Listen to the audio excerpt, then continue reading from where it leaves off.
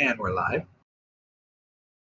Hello, everybody, and welcome all you internet wanderers to Skeptic Haven. My name's Mark Reid, and I have the pleasure of presenting and moderating the Thought Experiment. Today, we have a fantastic debate. It is moral realism versus moral anti-realism. And I want to give a big welcome to the guests who have donated their time and their arguments into this absolutely fantastic debate. We have J.L. Warren from Bridge the Divide and Robert Bolagh from Atheism Defeated. So welcome. Hi guys, how you doing? Good. Thank you. Thank you for having me. Thank you. Come on in. Yeah, we were just getting organized. Now, this is a very new show, so I apologize for any slip-ups, problems. We will get those ironed out, but for the moment, this is sort of a work in production. So I thank you so much for your patience. I really appreciate it. First off, Robert, do tell us about your channel, what you're passionate about, what you're doing over there. What are you all about? Well, I post a lot of videos. I originally was supposed to be about atheism, right? And then I started getting into biblical theology and eschatology and stuff like that. And so I kind of went off track there. And so now having this debate is kind of good because I need some experience getting back into what the purpose of the channel was for. So yeah, that's what I do. I try to put some apologetics up there in defense of the Christian worldview. And of course, recently I've been doing a lot of like biblical studies and stuff like that too. So here I am, just trying to jump back in it. Fantastic. And J.L. Warren from Bridge the Divide, what are you doing over on Bridge the Divide? And does the JL stand for Justice League? Close, but it does not stand for Justice League. We'll just say that. It is an enduring mystery of the internet. So, but yeah, over on Bridge the Divide, I kicked off the channel in really started producing content in 2019. The focus of Bridge the Divide is to examine irrational beliefs, the irrational behaviors that often follow those beliefs, and how we can address them and bridge societal divides that are often created by these irrational behaviors and beliefs through education, rationality, and reason. It's always been my position that individuals of a religious stripe and individuals of a non-religious or a non-theistic stripe can easily coexist by understanding the positions, by understanding each other's positions. And it's oftentimes through miscommunication as a result of a lack of understanding is the reason that we have many of the conflicts that we see today within society. So my goal has been to try and bridge that gap between the two sides, that they're not as disparate as a lot of people would like them to believe, and so hopefully do some positive good in people's lives and in the community by doing so. That's my kind of ultimate goal by breaking these things down, deconstructing them. Fantastic. Thank you so much, Robert. JL, really appreciate it.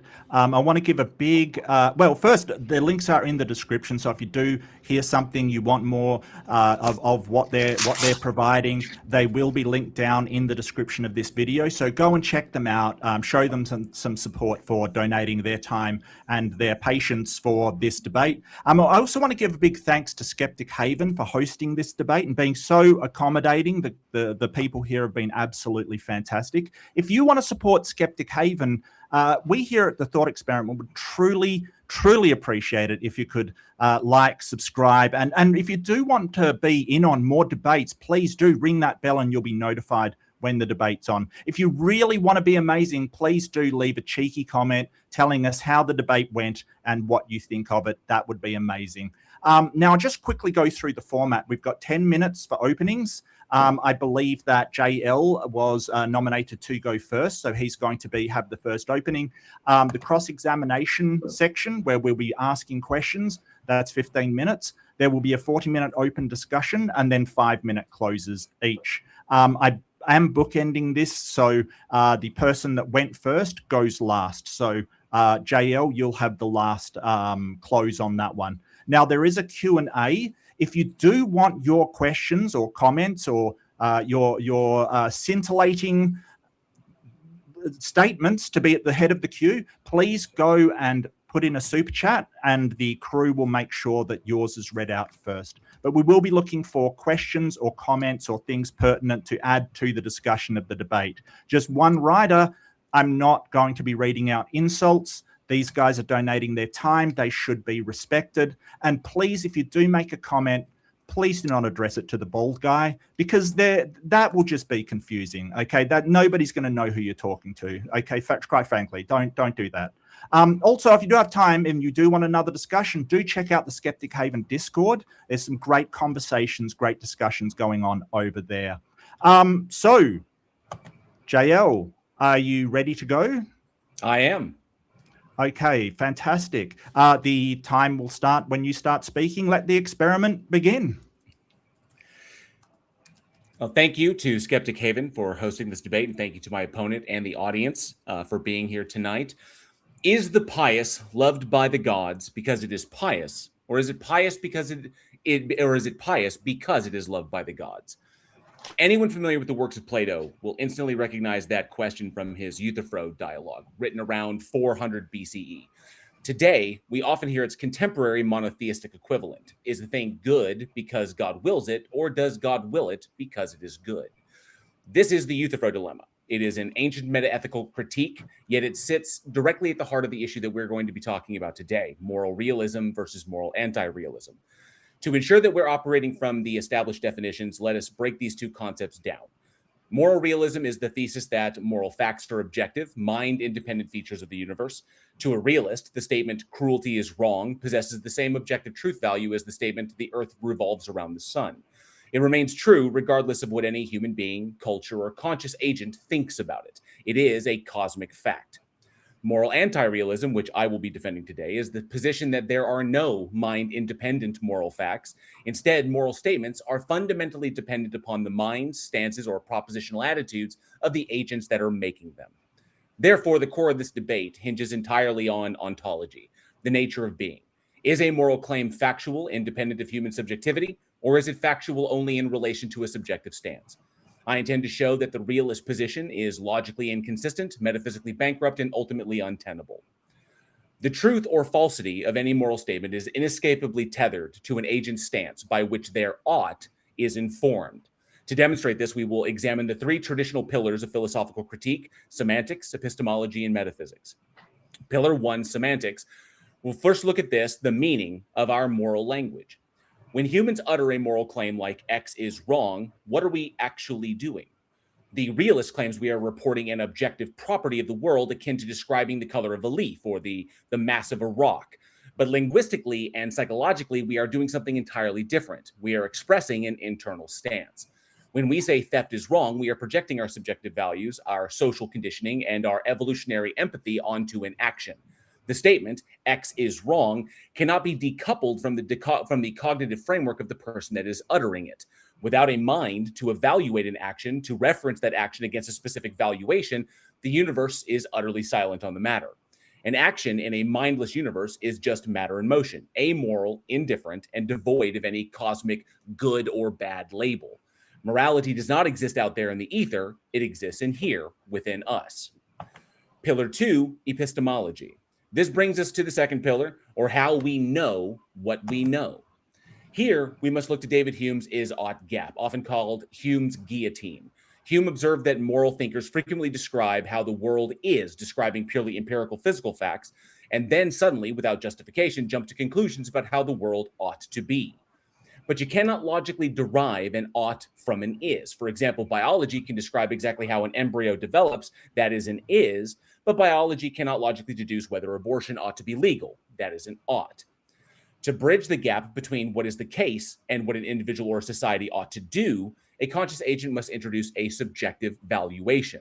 We must insert a premise. Because I value human flourishing, or because I value bodily autonomy, we ought to do X. Notice that the foundational value, whether it is flourishing, autonomy, or utility, is not a physical element we can find under a microscope. It is a stance. It is a preference. Without that subjective anchor, the ought is cleanly lopped off by Hume's guillotine. Realism fails to provide a cognitive bridge from the physical world to the prescriptive world without smuggling in human subjectivity. And finally, we'll address the third pillar, metaphysics, and the subjective brand of realism my opponent may attempt to deploy. Often, realists attempt to rescue objective moral facts by grounding them in the existence of God. They argue that morality is objective because it flows from a supreme cosmic creator. But this argument collapses under its own weight, trapping the theological realist in the very dilemma that I opened with. If things are good simply because God commands them, then morality is completely arbitrary. If God commanded tomorrow that cruelty is good, cruelty would, by definition, become good. That is not objective morality. That is the ultimate subjectivity, the subjective stance of a single omnipotent deity. We can see this exact stance dependency demonstrated within the internal logic of theistic texts. Consider the narrative in the Bible, specifically in 2 Samuel. In chapters 12 and 16, the Christian God decrees that as a punishment for King David's adultery with Bathsheba and the murder of Uriah, he will raise calamity within David's household and give David's wives to another man to be raped in public. We know the dictated act was rape because, according to the Deuteronomic Code, the punishment for women who consensually committed adultery was death. Yet David's wives were not executed after David's son Absalom publicly violated them. In this instance, the deity, who had previously established a moral law against rape and adultery, chooses to alter the moral calculus. The deity establishes a circumstance where these acts are utilized to facilitate a desired outcome, the punishment of David and the shifting of political power. The scriptural example perfectly highlights the anti-realist point.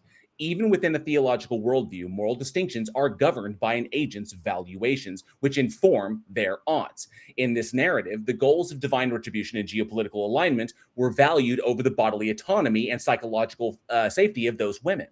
This is the very definition of morals, being mind and stance dependent. On the other hand, if God commands things because they are inherently good, then goodness exists independently of God. It is grounded in some external substrate that even the deity itself must look up to and adhere to. If it exists independently, then invoking God does absolutely nothing to explain what a moral fact actually is or where it comes from. And should my opponent attempt to circumvent the horns of this dilemma by invoking the popular yet tautologically vacuous statement that God is simply identical to the good, it must be pointed out that this merely kicks the can down the road by rephrasing the dilemma. Is God's nature good merely because it is his nature, or is his nature good because it aligns with an external objective standard of goodness? The dilemma repeats, and my opponent must fall on one of the two horns. Furthermore, consider the ultimate metaphysical contradiction. The realist will claim that a moral statement is true independent of mind, yet simultaneously claim it is grounded entirely in the mind of God, a mind for which, by their own theological definitions, nothing exists externally to act as a reference. You cannot logically claim moral statements are independent of minds while grounding those very statements entirely within a mind. Throughout this debate, we will see that whenever we peel back the layers of moral language, we will never find a floating objective moral particle in the physical universe. We do not find a cosmic blueprint written into the fabric of space-time. We only ever find human minds, human empathy, biological evolution, and human stances. Stances are the inescapable required reference points to establish any moral statement whatsoever. For these reasons, I look forward to showing why moral realism is a philosophical illusion and why we must accept the reality of our own role as the authors of our moral frameworks. Thank you. Thank you so much, JL. That was fantastic. Robert, are you ready to go? Yes, sir. Fantastic. So the clock will start when you start to speak. Go for it. Okay, awesome.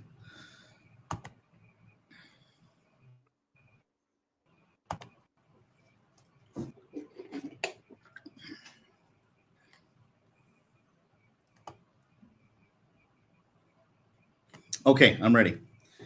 I'm going to put my timer up real quick. You can start the time now if you want to. No problem. If you're all right, so ladies and gentlemen, let's begin with the syllogism so devastating that it should come with the trigger warning for anti-realist. If moral anti-realism is true, then nothing is objectively evil. There is no right or wrong, just opinions, feelings, and personal preferences. Yet here we have J.L. Warren, who has posted video after video declaring Christianity is evil, harmful, and even dangerous. Here's my major premise. If moral anti-realism is true, then moral statements have no truth value and cannot be objectively wrong. My minor premise is that, but we can objectively say some actions like torturing the innocent for fun, or a person who has taken advantage of the scientific power that he has, or let's say a scientist, a mad scientist who's taken advantage of his position in the scientific community and has created great evils and, trying to get rid of, let's say, 1/3 of the population. We have to realize from experience that there is evil, real evil in the world. Therefore, I'm just going to say moral anti-realism is false based off our own experience. We all intuitively know certain things that are objectively wrong. We know that. It's part of not just a feeling, not just our culture, but it's grounded in our human experience. Even critics admit it, like J.L. Mackie, a famous moral theorist and anti-realist, said, our moral judgments claim objectivity. He thought they were all false because no objective values exist. But he acknowledged that ordinary moral language treats right and wrong as real features of the world, not just opinions. And so, Mr. Warren, let me ask you nice and slow, this is rhetorical, of course, is Christianity objectively evil, or is it just evil in your personal subjective opinion? Because if it is just your opinion, why are you here wasting our time? Go home, mow the lawn, and stop pretending that you're some moral crusader when, according to your own view, there are no moral crusades. It's all just mere opinion. Might makes right. That's not a serious position. That's a man yelling at the clouds, claiming the clouds don't exist. Sometimes we position ourselves, even as skeptics, I would say all the more, right? Say that Christianity is evil, etc. But by what standard, right? By you and your friend's standard? The guy who follows the science, usually they say, we follow the science, and has a reason and has reason on his side. Oh, really? You really have reason on your side? Where does this thing called reason come from? Isn't it just a chemical reaction in your brain? And why is it that, why should your brain chemicals have authority over my brain and the chemicals in my brain? How do you jump from an is to an ought? Science only tells us what is, not what we ought to do. Science gave us the atomic bomb, eugenics. Following the science has a body count. You strut around like you're standing on solid ground, but your entire worldview is built on quicksand. Your foundation is nothing but your own opinion, your own emotions, and whatever you personally decide is moral this week. You have made yourself the final judge of right and wrong. So here's what's going to happen in this debate. Every time I say something you don't like, you're going to tell me I'm wrong. And every single time you do that, I'm going to look you dead in the eye and say, that's just your opinion. That's my truth. How in any way can you object to it? Are you somehow offended that evolution has determined what I believe, that I believe? You won't be able to say a word, because the moment you try to correct me for any reason, you're going to, the moment you say I'm wrong, you've already abandoned your own worldview. You have sawed off the branch you're sitting on. And now you're just floating in midair, hoping nobody notices. You claim to be the reasonable one, but you can't even ground reason itself. You can't tell me why your subjective opinion should matter to anyone else, because it's only the chemical process that happens in your brain, but not in my brain. Your entire position is self-refuting. It's going to be very disappointing watching your view collapse in real time. So I think the burden of proof is on J.L. Warren tonight to convince me 100% that your view is true and you actually live consistently with it.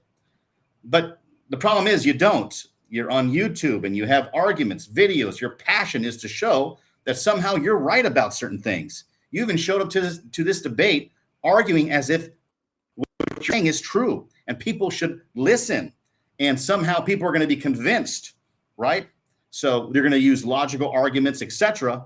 But again, that's depending on my view that God exists. God has made us to be rational beings in this universe to discover and interpret reality objectively, and we can. That's why science is possible in the real world. I would say that science would not be possible in a world where everything is random with no intentionality in mind. So moral anti-realism is just false. It's comically false. And tonight, the comedy show is just about to begin. Thank you. I yield my time. Thank you so much, Robert. Really appreciate it. That's amazing. So we're going into the cross-examination. JL, you're up first. Hope you've got your questions ready. Now, just to explain to the audience, cross-examination is where one interlocutor asks questions of the other. The other one cannot ask questions in return, and there should be no statements in the person doing the cross-examination. It is only questions. So if you're ready, JL, start firing away, and we will start the clock when you begin speaking. Terrific. Thank you. All right. Got a set of questions here that I'm going to go with. First one up is, if God were to command tomorrow that causing needless suffering to an innocent child is a morally good act, would the act itself suddenly become morally good? I think I know the Euthyphro dilemma is the idea that, does God choose it because it's right, like it's some law beyond him, or is it or does he make it right because he wills it to do so? I believe that there's a third option, that it comes from his own nature. So it's a yes or no question. Repeat it again, please, just so if God were to command tomorrow that causing needless suffering to an innocent child is a morally good act, would the act itself suddenly become morally good? No, I don't think it's a God would do that. So no, I don't think God is going to tell you to do something evil. We have the revelation, special revelation in the New Testament, and the Bible says to love your neighbor as yourself, and to, do it exactly as if you were the other person. Love them like you were the other person going through. So God cannot. So God cannot command the. No, God is not going to do it. He cannot. No, he will not. So it's not what he did when he commanded the slaughter of the Amalekites. Yeah, he did that in the Old Testament. We're not in the Old Testament. We're not Israelite Jews in 4,000 years ago. So what is it? So what is it that caused this to become impossible for the God? What external of it put that limitation upon it? He put on himself. Does that make it impossible, or is that just a statement that God won't do it?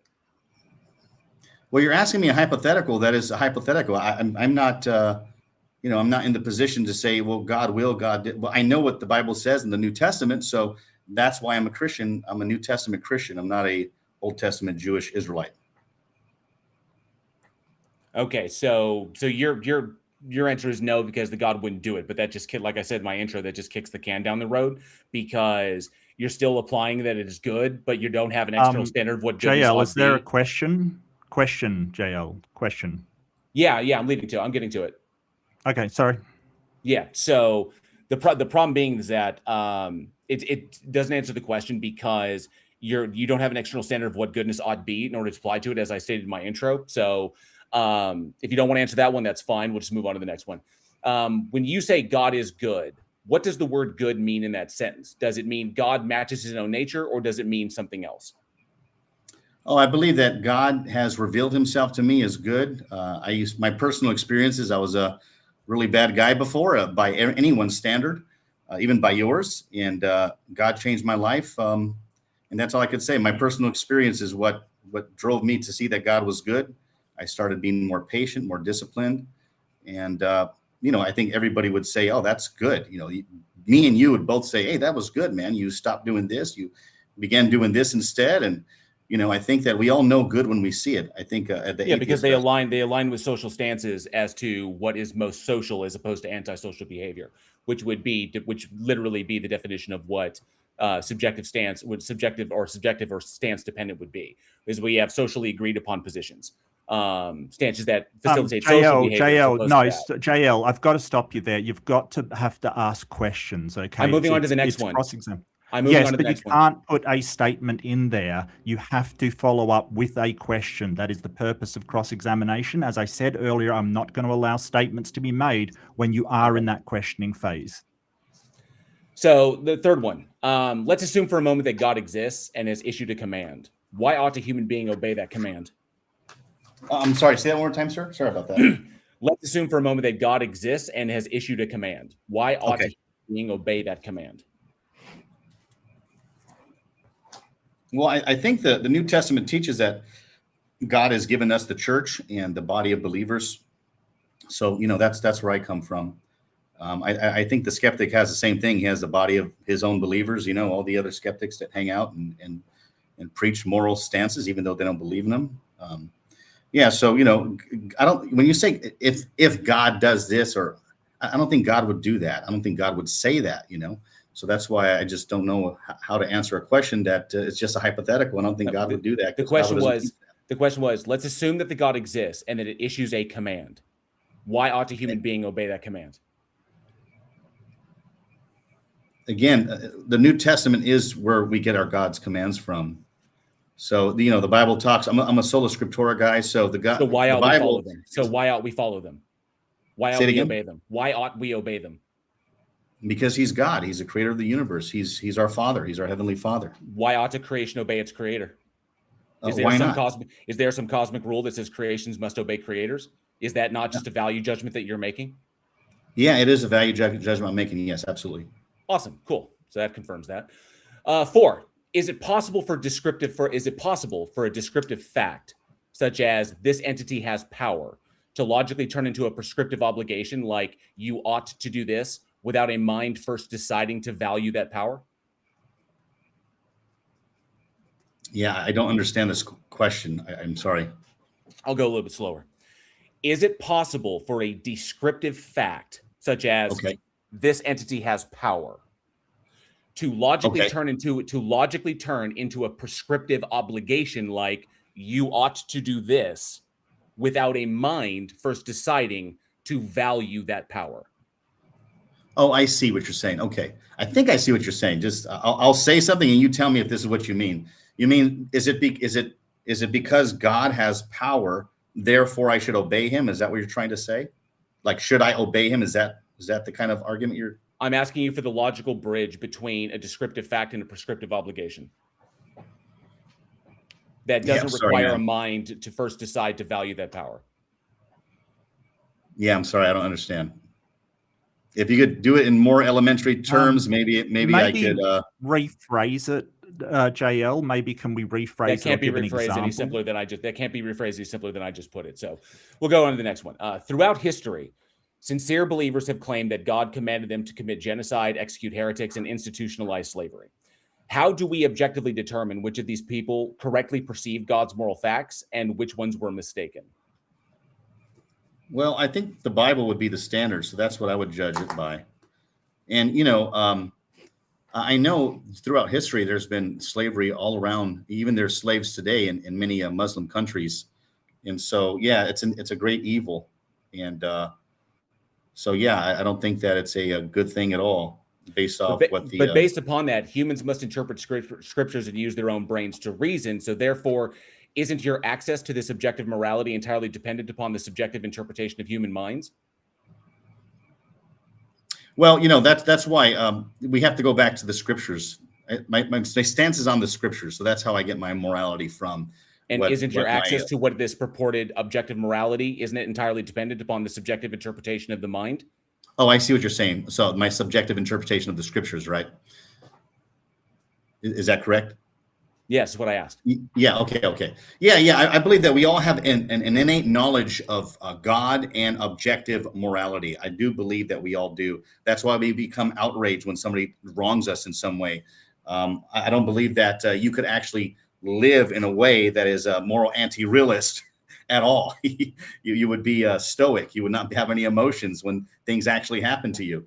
I mean, if you lived if you really believe what you say in practice, I don't think that anybody. Number 6, if two different religions both claim their God provides an objective moral standard, but those standards flatly contradict each other, what independent tool can we use to measure which standard is the real one? Well, I think that God gives us a moral intuition. Like anybody who can look at Islam, they would say, wow, the evils of Islam, what they do there. And yes, they claim that God is telling them to do stuff too. But you compare that with all the gangs in the world, all the communist countries in the world, they act just like them. I think we could look at all of them and say, yeah, they're all evil. And I would say the only one that stands as a moral grounds is Christianity.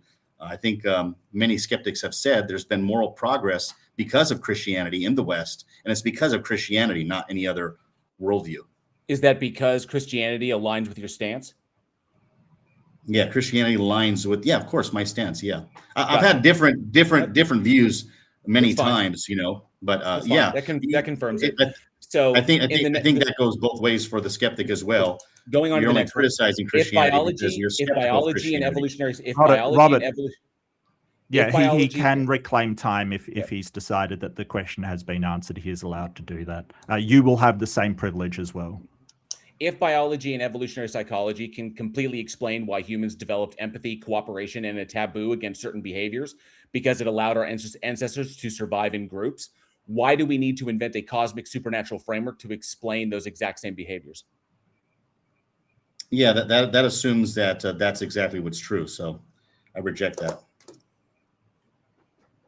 Are we not multiplying our entities unnecessarily to explain common moral conclusions amongst humans? I mean, who says that's wrong? Who cares? Okay. No. Do you think a pride of lions is acting objectively evil when a new alpha male kills the existing cubs of a rival? Yeah, I have no idea.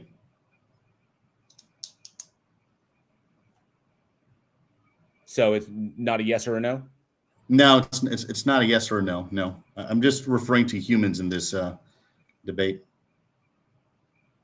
Okay, so if human behavior can be traced back to evolutionary biology, why assume our social rules are a cosmic text written into the universe while well it can't. social It can't, rules are for just one. instinct? It's all blind faith for the skeptic. So no, it can't. Those are just assertions. They're so not, number 9, when society changed it its stance on slavery from being morally acceptable to morally abhorrent, did we discover a new physical fact about the universe, or did our collective human empathy and social contract simply evolve? Well, it evolved in the West because of Christianity. So if you want to say that moral progress was because of what? By your standard, you would not have any moral qualms with the culture changing from one view, yes, on slavery and no on slavery. You would have no qualms with it. I probably need to restate the question. When society changed its stance on slavery from being morally acceptable to morally abhorrent, did we discover a new physical fact about the universe, or did our collective human empathy and social contract simply evolve? Yeah, the human empathy changed because we went back to the scriptures and said, this is wrong, and we got to... As opposed to antebellum slavery, which was based on Levitical law, but... Go ahead. As opposed to antebellum slavery, which was based on Levitical law. But yeah, we're talking about Christians. You keep going back to the Old Testament. If our empathy and understanding evolved, it was a change in the human stance. That's moral anti-realism. Cool. Question 10. Are you suggesting that if you woke up tomorrow and suddenly realized God didn't exist, you would immediately lose all empathy and start harming people for fun? No. I used to be an atheist before when I left God, and I was just like that. So yeah. Okay, then you admit your moral stance. Your desire to do good and avoid causing harm is rooted in your empathy. Great. Given that beliefs are epistemically different from knowledge, and as such are not attitudes that can be actively chosen at will by agents, being that they are propositions an agent is convinced of the truth or convinced of the truth of through argumentation, evidence, or a combination, is it moral for a God entity to punish individuals, eternally or otherwise, for not being able to accept the proposition of its existence as being true as a result of merely not being convinced? Yeah. I don't take that traditional view of hell. So, I don't think you would have any against me there. I take the annihilation view of hell, and I believe that Jesus was predicting a certain hell or a certain death to the first century Jews that was fulfilled in 70 AD. So I do not take the traditional eternal torment hell that many traditionalists believe. I believe it's not the biblical view. So you're an annihilationist if you don't. You're an annihilationist if you don't believe in a God, then you just annihilate at the end. You just, instead of having eternal life, you have eternal death. So that's what I believe the Bible teaches. Just like the atheist, you just go out of existence. Not a big deal, right? Okay. Well, that's all the questions I have. Okay, fantastic. Thank you so much, JL. Thank you, Robert. And now it is your turn to cross-examine Bridge the Divide. The same rules apply. Please do questions. Now, clarifying, somebody pointed out you can clarify. Yes, clarification or restatement is fine. That's not a problem. But do try to avoid making deliberative statements that aren't related to questions at all. You can reclaim your time, but we want to at least give the other person a chance to respond. Whenever you're ready, please start talking and the clock will start. Okay. Thank you, Joe Warren. Good questions. All right. So so when you talk about, so you believe then that your moral opinion is not objective. I just want to clarify just so I could understand myself, like I'm talking to a friend on the street or something. That's what you mean, right? You believe that morality is not objective in any way. It's just based off of culture, feeling, societal norms. Is that correct? They're true in relation to goals and not true in a vacuum. Okay. And so let's see here. Say that one more time on that part you said. They're true in relation to goals, to stances and goals, which is what links the two, and not of themselves in a vacuum. Okay. So it just depends on the goal. That's what you would say is moral. Is that correct? Yes, depending upon the stance that's being referenced. Yes. If you're talking about me, then yes. How do you know if the goal is moral or not then? It aligns with my stances and I move from there. Yeah. So if all the scientific community said one thing, or let's say one country in another nation was doing these things, persecuting certain people, how could one nation or one people in one nation criticize another nation? Is that possible? They can base it upon the level of harm that they see or the violation of the goals they've set. So if one culture or if one group wants to put forward and make effort towards creating a society, a global society in which harm is reduced, and one society is objectively not doing that, then conflict will arise. It's not that either one of them are objectively wrong or objectively right. It's that we have opposing goals, and one wants to institute one that harms people, one wants to institute one that does not harm anybody. And so the winner, whoever, will go to war over that. We've seen this throughout human history. Okay. So there's no like when you look at through history, you can never say something's right or wrong in history. Like, oh, these guys not in the Civil War. Not in a vacuum. In relation to goals, yes. In relation to goals is what makes them true. That's the reference point. Reference point is the goal and the stance. The stances of the individuals and the goals that they want to attain, which is what we see in society today. But in a vacuum, as statements in and of themselves with no reference points, no, they're not. Okay. All right. So if morality is just preference, why should anybody care about your critique of anybody else's morality? They shouldn't unless their goals are aligned. So if their goals are in alignment, if their goals are in alignment with each other, then we ought to work together to accomplish the same goal. I see what you're saying. If their goals are not in alignment, then so like me and you have the same goal, but that's what we would debate the facts to see if we're both going to reach that goal, right? If we have the same goal and we want to achieve it, then it would behoove us to do that. Just like in a game of chess, if our goal is to, if our agreed upon goal is to win a game of chess, then we ought to play by the established rules of chess. If we don't play by those rules, then we're not playing chess and we can't accomplish winning a game of chess. So same thing within a society. Society wants to accomplish X, therefore the society ought to come together to facilitate systems that will allow the facilitation of X. If someone disagrees with that, then they can change the system, or they can leave the system. They can fight the system. This is human history throughout time immemorial. So, okay. So, why do you trust that your reasoning is the product of blinded, unguided processes? Why would you trust your reasoning if the goal, the universe has no goal? I know we have subjective goals, but why would you even trust your own reasoning? Have you ever heard the evolutionary argument against naturalism? So, it's irrelevant to this. When I trust my own... Well, I'm asking the question, so it's not... When I trust my goals, it was two separate questions that you're asking there. Okay, but the second question has nothing to do with the first question that you asked. So in trusting the way I reason in reference when it's come to establishing the goals I want to accomplish, that's in relationship to my stances. And so I trust that because I see my actions in play, and I can see that they reduce harm within society. They reduce harm amongst others. I see other people doing the same things, and it reduces harm, and I agree with those. And so that informs that because it corresponds with the reality, because I can develop a predictive model as to what will happen, and I can see it play out in front of me, and we can can implement them society-wide like we've seen in other countries, and it lowers harm, improves quality of living, improves health, happiness, and health and happiness, and all that. Yeah, a lot of people though, a lot of people do what they do is they see things in their minds, but a lot of people don't play that out. They don't actually do what it takes. For example, when people actually want to lose weight, but they don't want to go to the gym, so just because you have the goal doesn't mean you're actually going to accomplish that goal.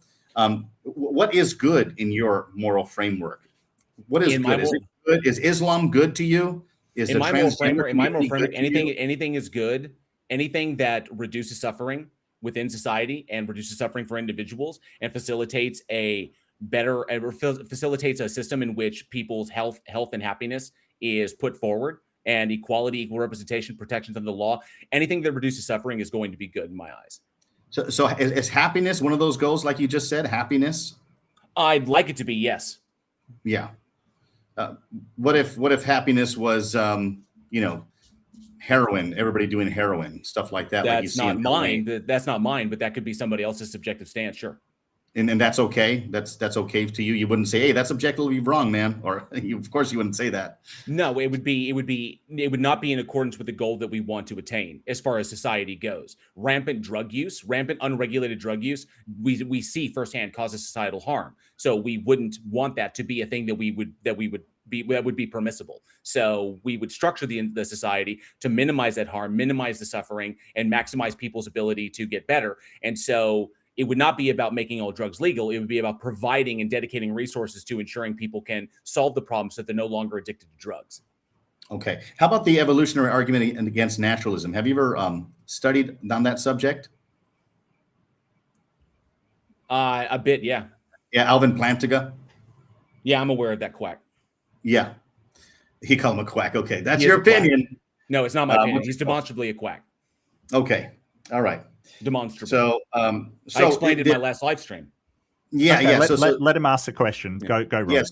So you do trust your brain, even though it's random, to come to goals that are somehow moral. And what do you mean by random? I don't understand what you mean by random. Sorry. Yeah, you don't know what random is? No, well, you don't believe biological evolution is random? I don't know what context you're using it is, because do you mean random as in I'm trying to understand what you mean by that, because there's two separate contexts you can use. When I mean random, I mean it has no goal in mind.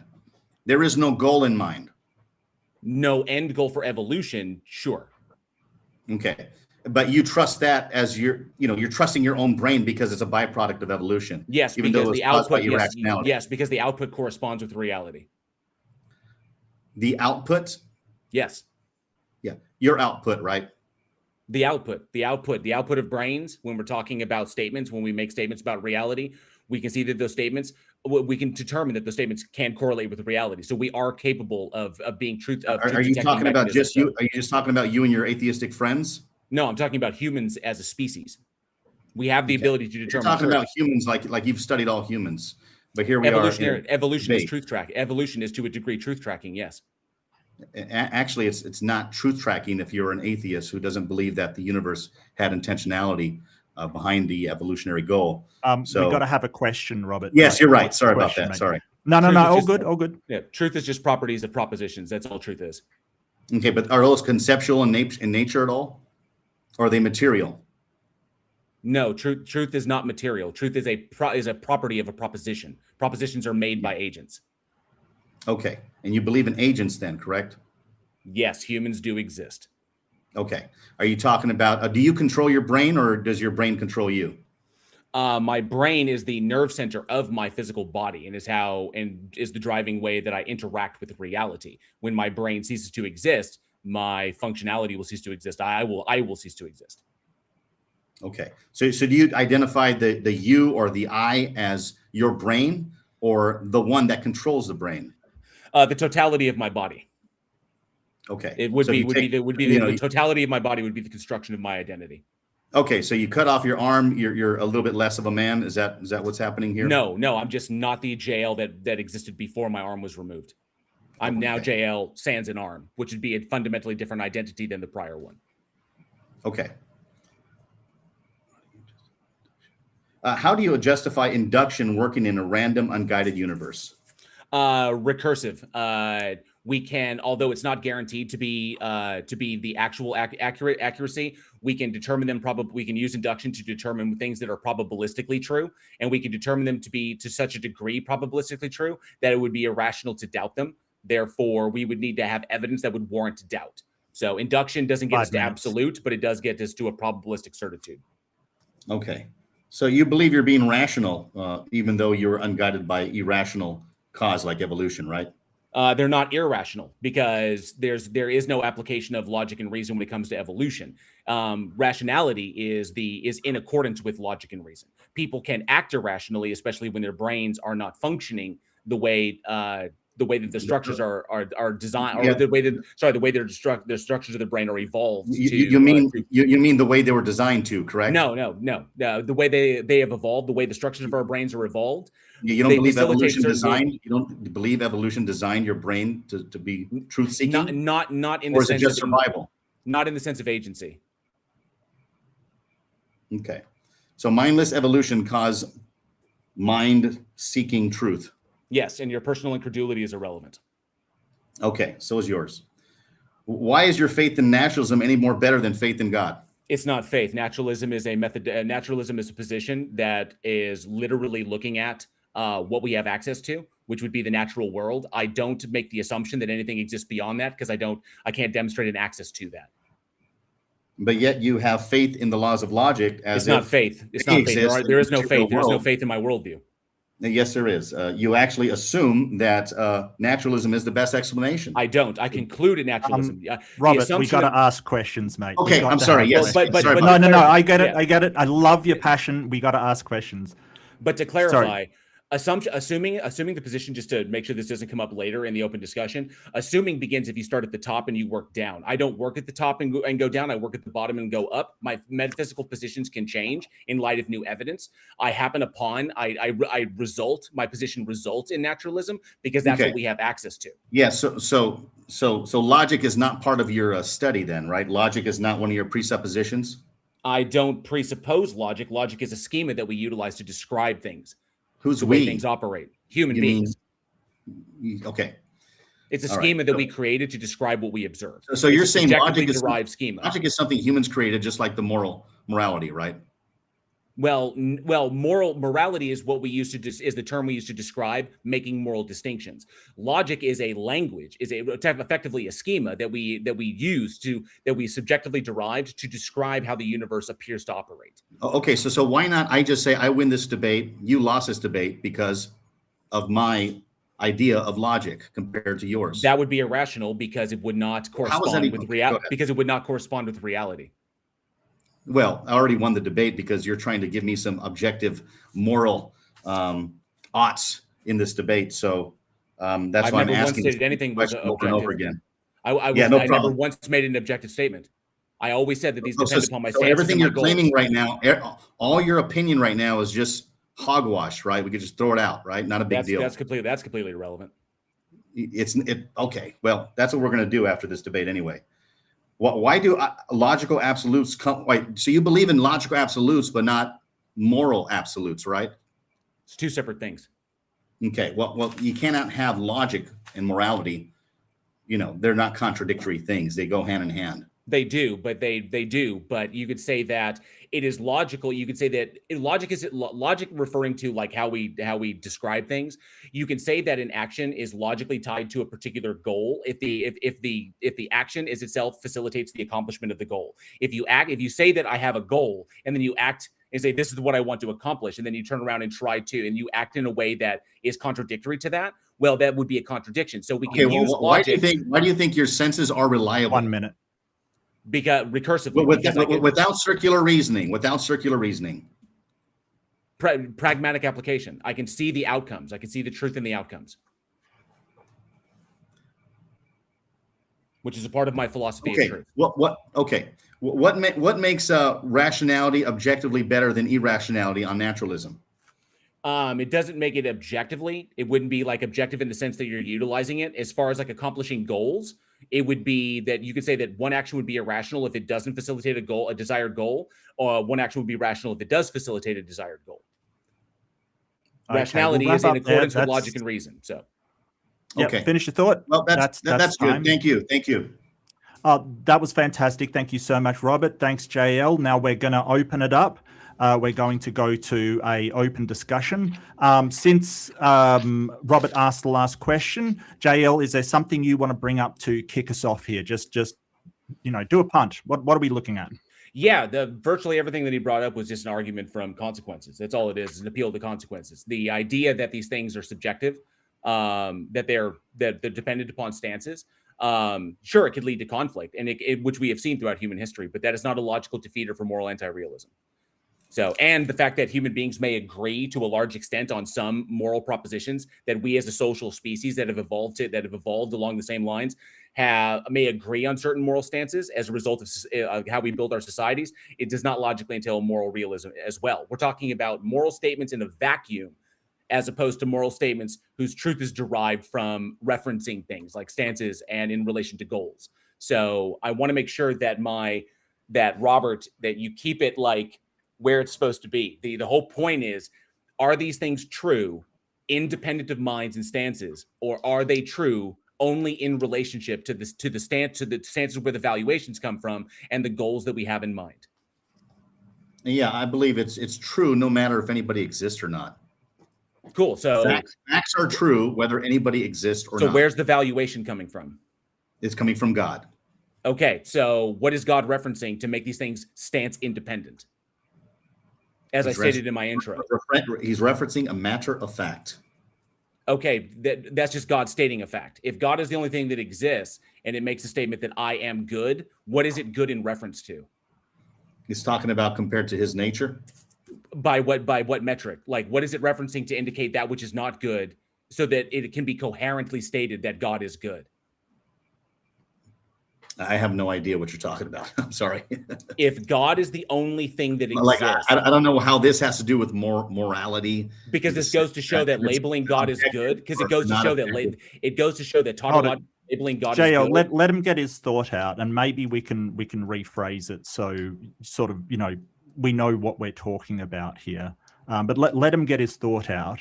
So I guess he's asking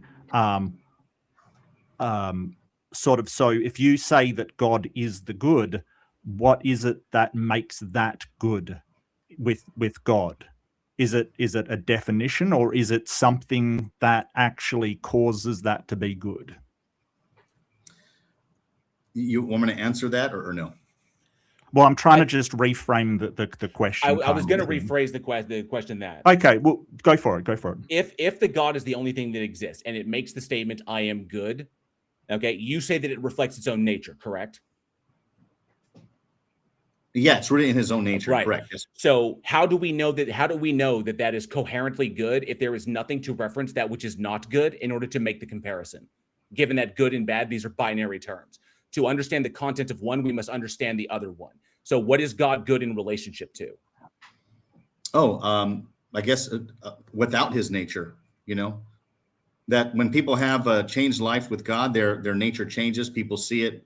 Even many skeptics would say, wow, this guy's changed for the better. Thank God, That's only a change of behavior as a result of a belief that is accepted as being true, not because a God exists.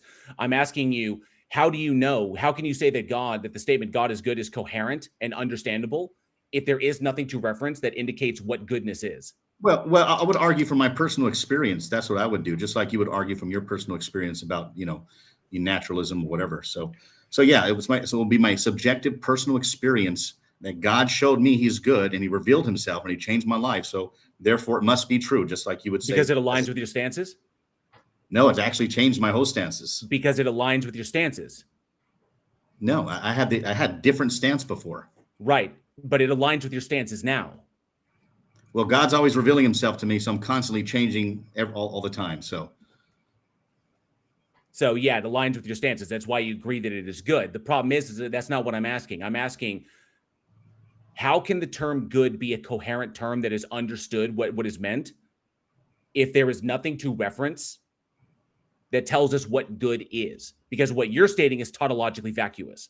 God is good. Good is God. God equals God. It doesn't say anything. Okay, so what? Am I objectively wrong? No. I say that you're tautologically vacuous. You're not saying anything of meaning. What I am saying you saying so doesn't make it so. So what? It does because you can't supply a meaning other than simply saying God. What I can say is that if God is declaring something to be good, because that being aligned, everything is circular reasoning. Okay, it's just like, why should you be rational? You got to give me a rational. I didn't say circular reasoning. Rational. I said it's tautological. It's going to be tautological as well. It's tautologically vacuous. You're not. I'm not. I didn't say that you're assuming. Saying so doesn't make it so. I didn't say. You got to prove it to me. I can. God equals good. I can. God equals good. Good equals God. God equals God.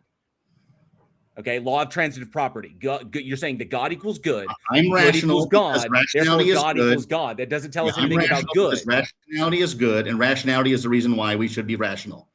The same thing. You're using the same logic here. It's not because we have. It's not because I brought up goals that I have in mind that I want to accomplish, and there are people that agree with the goals. Why would you trust your brain to accomplish a goal with your random mutation as a brain?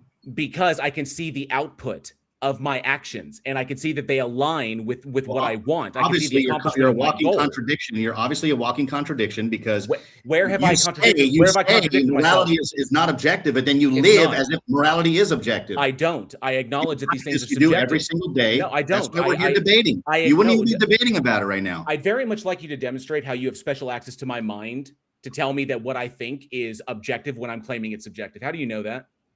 Well, how do you know that? You're taking it by faith, right? I know it's subjective. You're trusting your inner experience that it's not random. Robert, you asked a question. Let him answer. Like Yes, it's fine. I love your passion. I really do. It's just let him answer and then attack his statement. So, you don't have special access to my mind to tell me that I actually think that their mind stands independently true. I don't. So these things you're talking about the mind, which is immaterial. Can I finish my answer, please? Yes, go ahead. You okay? You doing all right? Are you okay? Yeah. Just keep on going. Yep. So these things are stance dependent. They are dependent upon my stances, and a number of things inform my stances. So, but they're also true in relation to the goals that I want to accomplish. And if I'm accomplishing those goals, then I am acting in a reasonable fashion, because reason is describing in accordance with reason and logic. An action is reasonable if it is in accordance with reason or is rational if it's in accordance with reason and logic. So if my action facilitates my goal and I accomplish my goal, then I engaged in a logically consistent behavior, and I engage in a rational fashion. You're just preaching. Go ahead, ask the question. Okay, no, that's fine. Like, yeah, you've made your point, JL. Did you want? Like, please do say what you're going to. Yeah, I want to know how he's establishing. I'm wanting to know how he's establishing good as a coherent term without being tautologically vacuous. Okay, just take for granted everything you're saying is true. Who cares? That's just your opinion. It's not happening in my brain the same way it's happening in yours because of evolution, right? So who cares? No, I'm saying that it is, because all you're doing. You're saying it is doesn't mean it's true. Because all you're actually doing is you are actually just let him get his thought out, and then go. All you are actually doing is abdicating your own morality for obedience to whatever your God's subjective morality is. Just like you. So what? How are you grounding? Like, how are you? If you say that these moral truths are mind stance independent, which is what objective morality is, like moral realism, that they're mind stance independently true, how are you determining that when you're grounding them in a mind? Because if there's a God, then God reveals himself to us. That's a mind, right? Yeah, that's right. And you're grounding them in a mind. Immaterial. It's immaterial. Yeah. You're grounding them in a mind, though, right? Your mind is immaterial. Yes. Okay, so they're mind dependent. Okay. That's moral anti-realism. Okay. God is the objective standard. So there you go. No, God is the most ultimate thing that is declaring subjectively what it wants. It's God's preferences. You were simply abdicating your own moral stance. You're abdicating your own moral stances for. You're abdicating or aligning your own moral stances to be in alignment with the God thing. It's still subjective to the God. It's not objective to the God. It would be objective if the God had to reference an external substrate, like I said in my intro. If there was an external substrate that God had to reference in order to determine what was good or bad. So what? So you agree that it's moral anti-realism because it's subjective to your God. Okay, and per 2 Samuel, your God can change these things. Every single argument you're giving me is subjected to random evolution. I'd like you to address the point that I'm making. It doesn't matter. Going to something completely irrelevant. Because it doesn't matter. So you agree that it's subjective to God. Moral statements are subjective to the God. Subjective to you. No, moral statements are subjective to God. God is the moral standard. That's it. God's, but it doesn't matter if God is the standard. If God sets it up itself as the most ultimate thing and says, I am the standard because I'm the most like powerful thing out there. and so therefore I am the standard. That doesn't logically entail that the moral pronouncements it makes are objective. They're still subjective to it. Here you are talking about God like he's a man like you, but yet you set yourself up like you're God and making up the moral decisions as you go. This is a red herring. Me, I'm irrational because I'm doing exactly like you're doing. I'm doing the same thing you're doing, and you're mad about it. I want to know how you ground statements that you claim are mind stance independent in a mind, because that's logically contradictory. God is the ultimate standard, and he's not a man. God is spirit. He's the vast superior mind of all reality. He's the mind of the universe. And what?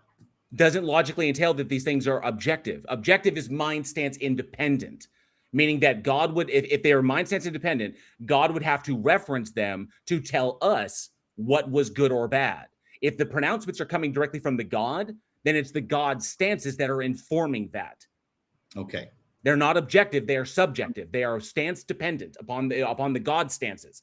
You are just aligning your morality with the God stances. Effectively, you're abdicating your own moral pronouncements. You want me to align my subjective morality with yours, right? No, I want you to determine them for yourself. Okay, good. Then what's the point of this? So you agree that they're subjective to the God. Great. I don't even get the argument. I think you're trying to interpret God apart from Scripture, and this is where you're getting all this philosophical. No, I'm addressing it with logic, because once we you believe in logic now. I do. I've already described what it is. So it's immaterial. In order to be logically coherent. Okay, let me just say this. When you state that a God exists, you automatically invoke logic. You invoke the three classical laws. You invoke the law of identity, non-contradiction, and excluded middle, just by saying that the thing exists.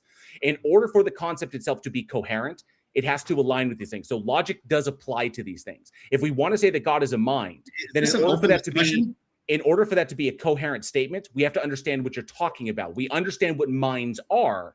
So therefore, we can understand what you mean. You already start from a faulty premise. You already start with that rationality is superior, but yet irrationality is the cause of my existence. I never stated it was superior. No sense. I never said it was superior. I said here you are telling me it's not superior now, and you're trying to tell me that I should be subjected to the laws of logic for some reason, even though you have no reason for it at all. Well, I mean, you can act irrationally if you want to. That's totally on you. Yeah, you're doing it right now. How is what I'm saying? No, in practice, how is what I'm saying not in accordance? Yourself. How is what I'm saying not in accordance with JL, you asked a question. Let him answer the question. You asked him how. You can't just then talk. No, I didn't get to finish it. What have I done that is not in accordance with logic and reason? Okay, I would say logic and reason is coupled with morality. And I could just think about this. You could too, when it comes to sciences.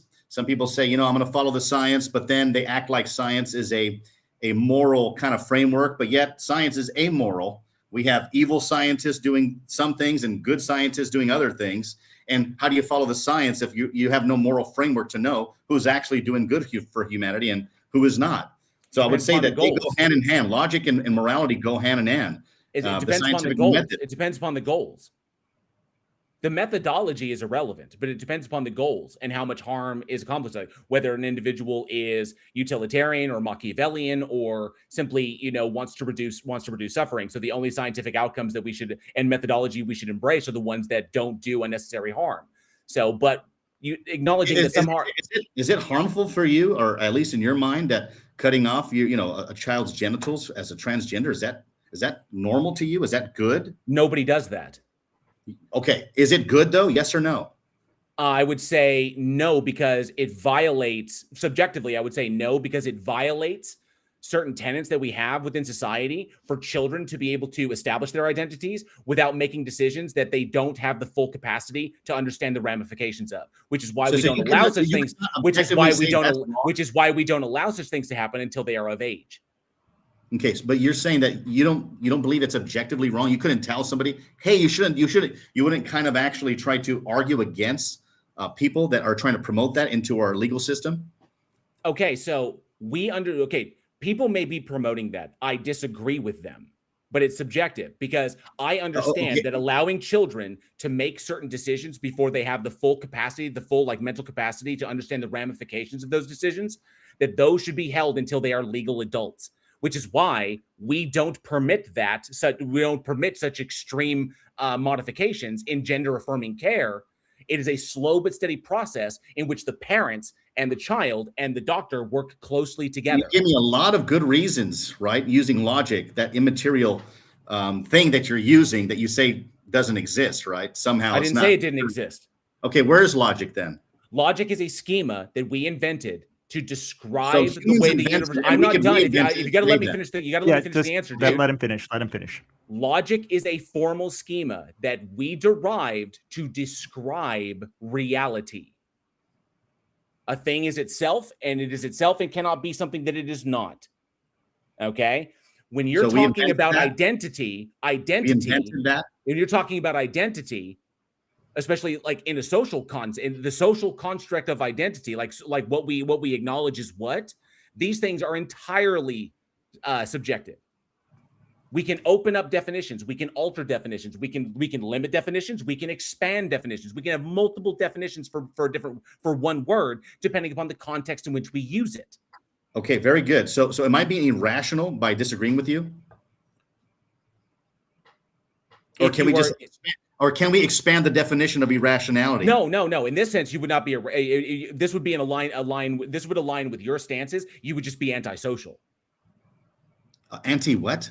You would just be antisocial. You'd be unempathetic and antisocial. That is what you would be. By being objective in morality, by saying someone torturing a child for fun is bad? It's not torture. No one's torturing children for fun. Evil? No one's torturing children for fun. I don't know what you're referring to. It's silly. What I am saying is that you're anti-trans. What I am saying is that your bigoted anti-trans position is unempathetic and antisocial. Yeah, you sound very bigoted yourself. Yeah. It's not. I'm calling out bigotry when I see it. Yeah, I'm calling out bigotry when I see it too. You're a big bigot. Who have I been bigoted against? Against Christians. Against Christians. I'm not, because not all Christians believe what you believe. Oh, just the liberal Christians, right? No, Christians who are let's empathetic. Let's focus Christians who are empathetic and not antisocial. No. Okay. I'm empathetic. But again, No, that not word, really. No, not at all. that definition has to be defined under objective morality. No, it doesn't. That's where empathy comes from. No, empathy. Because comes all you're going to do is say, no, all you're going to do is say to me comes, that no, subjective, and I'm saying, empathy comes from our limbic system. Our capacity for empathy is something that we get from our limbic system. It's something that was evolutionarily selected. Random evolution caused. It's not random evolution. Empathy is a trait that our species has. But for some reason, you have not evolved past that yet, haven't you? Empathy is a trait. You have no empathy for. Empathy is a trait that our species. Empathy is a trait. Empathy is a trait that our species let him finish, and then we'll go right to you. I promise. And has facilitated our survival as a social species. But it is not a one-size-fits-all human beings. The capacity for empathy, there is a genetic predisposition for that. How your limbic system operates. If some people are less capable of empathy, some people are capable of great deals of empathy. You happen to be obviously someone who is capable of less, or maybe you are. Okay, let's go to Robert. Yep, you made your point, Jay. Let's go to lots Robert. of empathy, but you choose to like suppress it. I don't know. Yeah, I don't know. You sound very unempathetic towards me. No, I think you can change by dropping these irrational beliefs. You can too. I think you could change because you have an immaterial soul that could change your mind. Please demonstrate your mind that. could change Please your brain. Please demonstrate souls exist. Please demonstrate souls exist. Immaterial things exist because please demonstrate souls exist. Well, do you control your brain, or does your brain control you? My brain is a part of me. Okay. So take some of your brain out and lose some of you, right? Yes. You would fundamentally alter like who I am. Yes. Okay. So who is the you that changes? Your body changes every 7 years or so, every 40 days or whatever it is, and you lose parts of your body. Is that still you during that process after the 40 days, after the 7 years? Is that still you, or did you become something else? Well, Can you go to court? Now we're talking about identity. Is what we're talking about. Is what we is the social practice of establishing identity for an individual. If we're getting into like the metaphysical aspect of it, it depends upon if you think that identity changes from like literally nanosecond to nanosecond to nanosecond, because you could go that direction, or identity is simply a social convention that we utilize to separate one individual from another and recognize autonomy. So, I mean, I don't know where you're planning on going with this. The whole point is that yes, we shed cells and we regrow new cells, but my brain largely remains unchanged unless it is physically damaged by something. So, but either way, identity I hold to be like literally a convention of our awareness. That's all it is. Okay, how long is this open discussion? Do I get to ask questions too or no? Yeah, of course. Yeah, I'm trying to get. I barely started asking questions like 2 minutes ago. Look, no, I will step in. I do agree. Like, we really need Robert to be able to sort of attack your worldview and express problems with, what you believe in morality. And look, Robert, I've been trying to be fair back and forth. You have asked questions. I know that JL is verbose, but I'm trying to give you the opportunity to speak. So, yep, sure, go for it. If you've got a question for JL, kick it off, and we'll make sure you do get a voice and be heard with your questions. Okay. Do you consider your mind immaterial or is it physical? Emergent. Emergent. Okay. Yeah, so in that sense, physical. Yeah, it's physical. Yeah. Yeah. So when you imagine something, you imagine a pink elephant, you rip open your brain, you can't find the pink elephant in your brain, right? Obviously, no. Obviously, no. Right. So those thoughts of yours wouldn't you say those thoughts are immaterial? The thoughts themselves, yeah, yes. I would say that they. No, I wouldn't. I would say that the thought is different from the actual like image. An image is not the same as the physical thing existing in reality. So abstracts do exist as mental phenomena, but they are not concrete. Okay, but they do help you understand the world, right? You have to actually think of an idea before you go ahead and try to do that idea to see if it works with the intended goal in mind, like you said earlier. Yes, I think about things, sure. Yeah, and those are all immaterial. They're not physical, right? They're abstractions, yes, but they are grounded in the physical. They're grounded in the physical. Okay. Is logic grounded in the physical? Logic is a schema, or I would say a better way to put that. I think a more concise way to put that is a language that we have developed to describe like what we observe and to convey information about what we observe to other people, to do it in a coherent fashion. When you say we developed, who's the we? Who are you referring Humans. to? Okay. So can they reinvent the laws of logic? Can they can they change them and just say, you know what, let's do it this way now when it comes to logic? Can we, maybe the laws of contradiction, the non-contradiction can be shot out and say, hey, you know what, maybe certain things can be contradictory and maybe it's okay. Can the laws of logic change? That's what I'm asking. There are different fields of logic, but when we're talking about like just classical logic here, then we could change the terminology, okay? But it would still be, you seem to have missed a step. It's a language that is describing objective reality, like mind-independent reality. There's a reality that exists. It exists independent of our experience. The language that we derive to explain that or to describe it and quantify it, that's like logic and mathematics. They're schemas that we use that are subjectively derived. They're entirely mind dependent. Like the terms we use, 1, 2, 3, 4, these don't exist like out there in the ether. They are terms that we use that we subjectively derive. We're just going to call it 2. And then we say, we look at a thing, we quantify it, and say that is 2 of this thing. We're using logic and mathematics to describe and quantify observed reality. So in order for the logic to change, the reality would have to change fundamentally. Okay, let's go to Robert. So logic is grounded in our reality. Like we cannot understand the world without logic, correct? It's grounded in our minds, but it describes reality. Okay, that's the tool. That's the purpose. Well, somebody has to use the laws of logic for them to describe reality, right? With they can be I mean, they're descriptive. They're descriptive in nature, not prescriptive. So yeah. Okay. So the laws of logic are not prescriptive in any way. No, because necessitarianism leads to modal collapse. Okay, is that the same thing like science? Is science descriptive or prescriptive? Science is descriptive. Well, technically, science is a tool that we utilize to derive what is most likely true about reality. So technically, in a way, it kind of describes, like theories describe why a thing happens. Laws describe what is happening.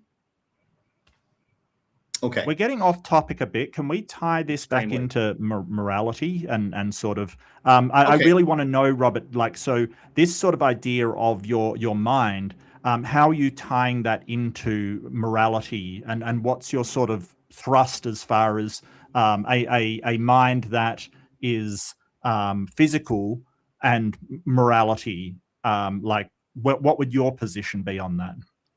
Well, I would just argue that morality and logic go hand in hand, and I was just trying to, I guess, take apart his idea that everything is purely physical, even though he's using or trying to use logic, reason, and he's using his mind, and just showing that his mind, his thoughts, etc., are not material in nature. You cannot find them in your brain. You could think about the future and project yourself into the future, imagining yourself doing things. It's a real image in your mind, but it's not physical, and it's something that we all do all the time to see what kind of results we can get. So we're trying to project ourselves into the future, and we're using the laws of logic, which are also immaterial, and we're trying to figure out how we can do what the accomplished goal that people want to do. And I think morality goes in hand with that. I think that is a moral law that's on our hearts or stamped on our minds. That's why we can become outraged. That's why J.L. Warren wants to debate about subjects all the time, trying to say that Christianity is evil or Christianity is this and that. If it's just an opinion, then why should anybody watch this channel? Right, it doesn't JL, even matter. Who cares? Yeah, we'll go to JL. He's just gish galloping at this point. So, and I understand that's what he has to do, but I've never once stated. I've said that Christianity is capable of tremendous amounts of evil, especially in comparison to other social systems and social support systems that actively choose not to facilitate harm. That the facilitation of unnecessary in-group, out-group distinctions does nothing but harm, especially in today's society. They don't have the survival utility they had in the past. But getting back to the morality thing, the thing that we got stuck on, and I'd really like an answer to, that you have yet to answer, is that you recognize that for a thing to be mind stance independent, you cannot ground it in a mind, right? I'm sorry, say that one more time, sir. For a thing to be mind stance independent, you cannot ground that in a mind. Correct? Why not? Because then it would be dependent upon the mind. Yeah. And therefore it would not be mind stance independent. The whole universe is dependent upon God. Yes.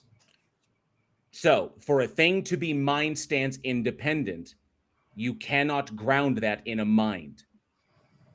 Correct? Because if you did, that would be a logical contradiction. No, I don't see the contradiction there. Sorry. Can a thing be described as mind stance independent if it is grounded in a mind? You keep repeating it over and over. I already told you. Yeah, I think Robert, what's your definition of subjective and objective? Let's see if we can sort of pass out what you're thinking. I would say subjective is going by mere feelings alone, and I think that's J.L. Warren, but his stance is. You could correct me if I'm wrong. And then objective is when you are not necessarily going by feelings, but going on what is true or not. Sometimes you could be studying a subject and it makes you feel uncomfortable at first, and then you realize that it's true, it's consistent, it's logical, it's reasonable. And guess what? You change your view on that, and you ignore your subjective feelings against it, and you hold on to that truth. I wish J.L. Warren would do the same thing with Jesus Christ. Yeah. Well, I think we should ask JL what his definition as well. Just to be fair, what definition? Maybe this will clear up some of the misunderstanding that we're having. I gave the definitions. I gave the definitions for what objective and subjective are in my intro. Objective things that are objective are things that are objective. I'll shorten this down. Things are objective are mind stance independent. Things that are subjective are mind stance dependent. Okay, that's what objective and subjective is. As when it comes to morality, it's stance dependent or stance independent, because that's where we get the evaluation from, as articulated by Hume in the is-ought gap, or Hume's guillotine, which I mentioned in my intro. So if you claim that a thing, like a statement, is that the truth of a statement is stance independent, that means it is true, independent of any stance, any mind, any opinion, any whatever. That the statement X is moral is true, like the Earth orbits the sun. That the two things are like truths, stance, mind stance, independent truths. But if there is a stance that is the grounding of that, if it's grounded in an agent with a mind, and that is the ultimate source of this thing, it cannot be mind stance independent. It is fundamentally dependent upon that mind. The position of that mind or the power of that agent is irrelevant to whether it is objective or subjective. Okay? Like Superman could exist and Superman could come down and say, I am the most powerful entity in the universe, and therefore I declare X is moral. Just because it's the most powerful, just because it's the big Billy badass on the block, doesn't make its moral statements objectively true. They're just subjective to that agent's stances. Okay, So- JL, that's great. We got a definition. So can we come to some kind of consensus, or Robert, do you sort of want to address that for JL, that you've sort of said a couple of different things, that God's nature is what provides morality, and Yes. you seem to say God's mind. Can we sort of pin down whether it is a stance or a opinion that God can change, or is it something that is always the same and God does not change? Yeah, I would say that God has an unchanging nature. So he's already revealed himself in the New Testament in the person of Jesus Christ throughout history. And so that's my point on that. So, how is God's nature unchanging if you just said it changed? Let him finish, JL. Wait, say it again. Say it again, finish. JL. How is God's nature unchanging if you yourself said it changed from the Old Testament to the New? Oh yeah, he gave a new covenant. Yeah, he gave a new covenant. So he did change his stances. No, he changed his laws. Which are, his stances, what he considered to be moral and immoral. He altered them. Yeah, the New Testament predicted that God would change the law of the old covenant into a new covenant. So he already predicted that. So that's what happened in the first century. It doesn't matter what predictions are like this. God changed his stances. Okay. Those new stances informed new laws, the new covenant, correct? Okay, very good. Yeah. Okay, Good job. so these things are stance dependent. Thank you. I don't know. It's mere opinion to me. I don't know what he's talking about. It's okay. I You don't think- have to. The live Yeah, the audience does. Yeah, sure. But here you are using the Bible to undermine the Bible. So I to me, can it as doesn't an make internal sense. critique. You As don't an even know the internal critique. Bible. So it's No, as an really internal funny how you're critique, I using can. philosophy to tell me how to interpret scripture, and you don't even know what you're talking about. So As an internal critique, I'm I not going can. to listen to a skeptic. As an internal critique, I can. Yes. Yeah, sure you can. It's irrational. Well, you though. don't have to listen to him. It makes it hard to debate, though. As an internal critique, I can. I can take things that are stated in the Bible and see that they contradict other statements It's in the totally Bible. irrational. How are you judging God's word? Makes no sense at all. I can judge it through an application of logic. Yeah, sure. Logic only exists in a world that God exists. Okay. It does not make any sense. Yeah. That's it a doesn't non make any sequitur. sense. It's a non sequitur. That's only true if It's only your opinion. That's It's only only your true. opinion. No, that's only true if the ontological assumption you're making is in fact the case, but you can't demonstrate that its Again, ontology random is as such. evolution is making you spurg out. Good job. I'm not spurging out. I'm trying Yes, to you explain are. to you why you're wrong. No, you're wrong, buddy. You're making an ontological assumption You're as to the wrong. you're making You're an wrong, you're ontological wrong, you're assumption wrong. as to the Like I nature said in of the beginning, you are everything making you an say is gonna be wrong. you are making an ontological all assumption about the opinions, nature of logic. Okay, You are let's making an- take a breath. Everybody, take a breath. Let's not talk over each other so much. Let's have a nice back and forward. Can you explain why he's wrong, Robert? Because biological evolution has caused his brain to be random. And if he says that there is no God, then who cares? Biological evolution has caused me to be random too. And this debate is nonsense. You're wrong in that statement. It does not cause them to be you are. random. Of course you're wrong. No. Random it evolution doesn't- has caused me to say that too. You're using random Let incorrectly. JL talk. You're using random incorrectly because you don't understand the science. You When we don't talk about understand the random science. as in having no end goal, understand the science. then that's acknowledgeable that we are products of the system, that this is the way we've evolved, and that evolution to a degree does truth track, because the ability to track truth is a way that organisms survive, is a way that they recognize food, they recognize water, they recognize not to walk off cliffs, they recognize what to do. Is that why Christianity? I'm not finished. I'm not Oh, finished. go ahead. Go These ahead. are ways. Spurt out random In a way, evolution to a degree does truth track, or allows for truth tracking, or facilitates the existence of truth tracking organisms. A lot of We preaching. can do bro. that as a lot of species preaching. through pattern recognition, which is a part of our survival. Nobody cares what a random mutation says, man. So I'm just telling you right when now. you say Waste random, of time. you're using random incorrectly. So now you have a new definition of random. No, there are two different there are different contexts in which you can use random. Is evolution reasonable or rational, or not reasonable or rational? It's neither. It doesn't apply to that. Evolution is a process by which life diversifies. It happens naturally. Me what all your friends told you that you take by faith. You were not there when evolution happened. You're taking that by blind faith, just like a random mutation actually would. Isn't that interesting? I know. It's observable. You were never there. It's observable and measurable. You were never there. It's observable and measurable in nature. It's observable in the lab. I've already heard many debates.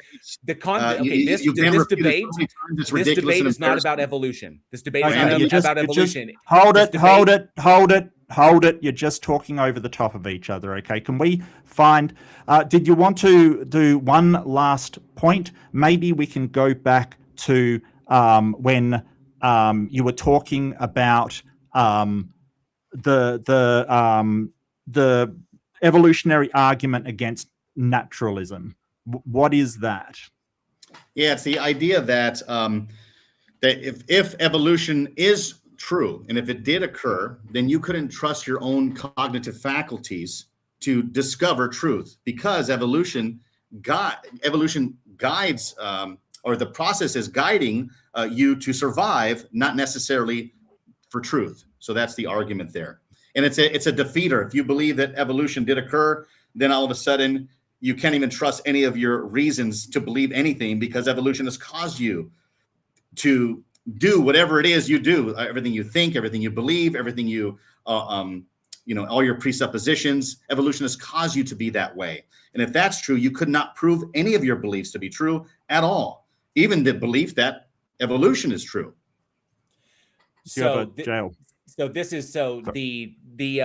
EAAN, the evolutionary argument against naturalism, fails for a number of reasons. It's a false dichotomy of beliefs. The argument falsely assumes that a belief's survival value and truth value are independent. In reality, having a false belief about a basic reality, thinking a bear is friendly, a friendly puppy, or a poisonous snake is a harmless stick, decreases survival odds. Truth and utility are profoundly linked. This is shown in nature, especially outside of the human species. Biological misunderstanding of cognition is a big issue here. The EAAN assumes that nervous systems only calculate motor responses, detached from underlying beliefs. Cognitive science has demonstrated that perceptions, memories, and conceptual frameworks must systematically track physical reality for successful behavior. And numerous critics have pointed out that the EAAN cuts its own throat in respect that if human cognitive faculties are fundamentally unreliable, then the complex philosophical reasoning that planning is using to construct the EAAN is itself equally untrustworthy. So it's self-refuting that respect, but we can see demonstrated in reality that these are not the case. Like I said, it's a biological misunderstanding of cognition, and it's a false dichotomy of beliefs. Sure. So you're saying evolution has favored theists throughout all of human history? No, evolution favors for human beings. That's why you're in the minority? I'm answering the question. Go ahead. Evolution has favored pattern seeking. Religions and God concepts are a result of pattern seeking. Very good. Okay. That's why there's more theists in the world and less atheists. True, because ancient humans were more prone to irrational thinking about things. Type 1 and type 2 errors, apophenia and pareidolia. Sure. But we recognize these problems now, these cognitive issues now, and we can issue these cognitive issues in favor for more rational marriage, pro-abortion, and all that. It actually cuts off the survivability of the evolutionary process. None of this is relevant. Figures, just a liberal. Go ahead. Whatever you think is icky is irrelevant. Whatever you think is icky is irrelevant. So in that respect, I mean, you didn't respond to anything that I said there. It is a false dichotomy of beliefs, and there's a biological misunderstanding of cognition in there, and it's a self-refutation. So we see these things play out in nature. We can demonstrate them. We can make predictive models with them. That's why evolution favors theists, not atheists. No, it favors pattern seeking. It favors pattern seeking. Let's not do that. It favors pattern seeking, and human beings utilizing themselves as a template often will attribute anthropological values to things that they see in nature, and that's where God concepts come from. It doesn't favor theists; it favors this. But that was in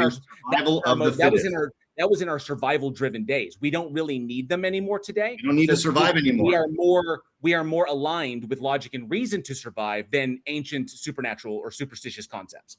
Yeah, that all came from an irrational cause, like the process of evolution. Good job. It's not irrational. It doesn't apply to evolution. You have no idea because your brain told you so. Okay, good job. It's a category error. It doesn't apply to that. You're trying to tell me about logic when it's just your mere opinion? Nobody cares, dude. No, it's not my mere opinion. You're making a category error and trying to say that you're making a category error. That you're actually going against evolution by being an atheist. Makes no sense at all. You are making a category error in category error. It's all random words, bro. It's not a big deal. It's okay. Random words. It's showing the failure in your reasoning instead of coming to debates. It's showing the failure in your reasoning. I'm sorry that very weak debate. I thought you were going to be better than that. Okay, I think that's a good point to leave it there. We're kind of getting into the real weird. Yep, that's time. So thank you so much, guys. That was really passionate. I loved it. It was a lot of good points being brought up. There's always going to be over talking. I hope that it was really enjoyable for you and that you got all of your points that you wanted to make out. Thank you so much for joining us. We do have a Q&A going. If you can hang around for that, we do have a few questions going out there. Of course, the super chat ones are done first and foremost. First one comes from Jessica, the Transmetal Alchemist, for $5 Australian. Question for both. How much time did you spend preparing for this debate by researching into the views and opinions of your interlocutor? Robert, I'll go for you first. Yeah, probably about 3 weeks. 3 weeks. About 3 weeks? Yeah, I was listening to a number of debates. I couldn't find a lot of his debates, but I had to I had to keep searching. I think I'd seen 3 debates. I know he has more. But I think they're on different channels, so it was really hard for me to find his debates. So I just listened to other debates on the subject: moral realism, anti-realism. Okay. And JL, same question for you. How long did you spend researching into your opponent? I'd probably have dedicated maybe a couple of days. It wasn't that hard. So they're pretty, I'm pretty familiar with it. So that's something a veteran would say, quite frankly. I've seen it a lot, so I'm familiar with it. So I was going to hitting all the notes. So if that pattern recognition, I'd be like, yeah, matches the pattern. So we're good to go. I know how to respond. Okay. Competence. There we go. Now the next one's directed at Robert. What I'll do for these, I will, whoever the question is directed to, I will put the question to them. They do get to respond. The other person then gets a response, but I do want to give the last word to the person who was first asked the question. Okay, so we're going to structure it like that. This is a $10 from Jessica, the Transmetal Alchemist. She's on fire today. $10 Australian. Question for Robert. Since you believe that Christianity is the only path to truth, do you support projects of mass conversion by force, such as the Catholic Inquisition and the colonization of Africa? No. Nope. Short and sweet. Yeah, simple.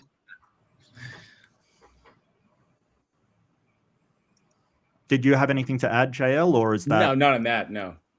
No, fair enough.